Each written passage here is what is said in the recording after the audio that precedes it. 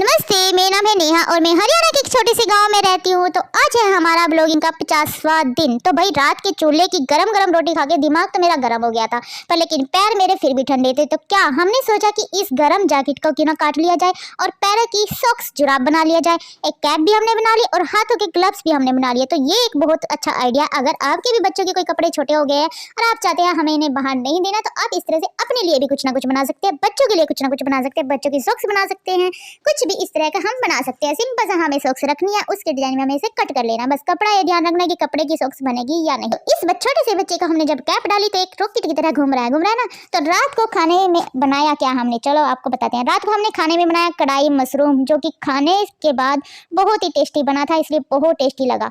और इस बच्चे को देखो, फोन के चक्कर में कहाँ कहाँ लुकता फिरता है। आपके बच्चे भी क्या ऐसे इधर उधर लुकते फिरते हैं क्या फोन के चक्कर में? खैर फिर भी 31 दिसंबर है आज और हमारे बच्चे का आज बर्थडे है। तो बच्चों को डांस करता देख हमें भी बच्चा बनना पड़ता है। तो हम भी थोड़ी देर के लिए बच्चे बन गए हैं और यहाँ पे डांस कर रहे हैं। डांस करके थक ही चुके थे, भूख लगी थी, तो घर पे आए समोसे और एक खुराती तूफान दिमाग ने बोला कि समोसे नहीं खाएंगे, हम अकेले छोले समोसे खाएंगे। और अगर बाहर से छोले समोसे लेंगे तो अच्छे लगे ना लगे, तो चलो हम बनाते हैं घर पे छोले समोसे। अब समोसे हमें बनाने आते हैं, पर लेकिन टाइम नहीं है कि हम समोसे घर पे बनाएं। तो हमने सिर्फ छोले ही बनाए हैं, चने बनाए हैं, वो भी छोले नहीं चने बनाए हैं। तो हमने समोसे बाहर से मंगवाए और चने मंगवाए और उनका मिक्स सब अच्छा सा चाट प्याज प्यूज डाल के हमने बना लिया।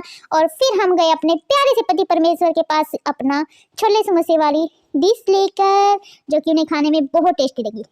में बैठ के खाए और फिर हाँ रात हो गई थी, तो हमने मलाई से निकाला था घी, और जो कि निकले हुए बचे हुए जो ये नीचे का जलने के बाद, घी निकालने के बाद जो जल जाता है ना, तो उसके अब सोचो हमने ये लड्डू कैसे बनाए होंगे। तो सबसे पहले हमने बेसन को भून लिया और इसको मिक्स कर लिया अच्छे से भून के। और इस जो हमने घी निकाला था उसका जो है नीचे का तली जो रह जाती है ना, बच जाता है, इसको क्या बोलते हैं मुझे याद नहीं आ रहा क्या बोलते हैं। इसमें मिक्स किया बेसन को भून के और इसके अंदर ठंडा होने के बाद शक्कर डाल दी और थोड़ा सा घी डाल के या फिर मलाई डाल के हमने इसको लड्डू बना लिया, जो कि बहुत टेस्टी बने थे। तो सबसे पहले हमने भगवान जी के पास रखे और फिर पूजा की। पूजा करने के बाद सबने मजे से खाए। अब ये दोनों चटोरे मजे से खा रहे हैं, साथ में इनके पिताजी भी चटोरे मजे से खा रहे हैं।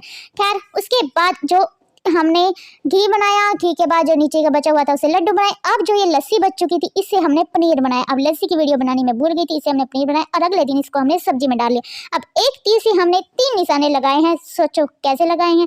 अगर आपके समझ में आ गया तो कमेंट करके जरूर बताना। जाते जाते नमस्ते आपको और आपके पूरे परिवार को, टाटा।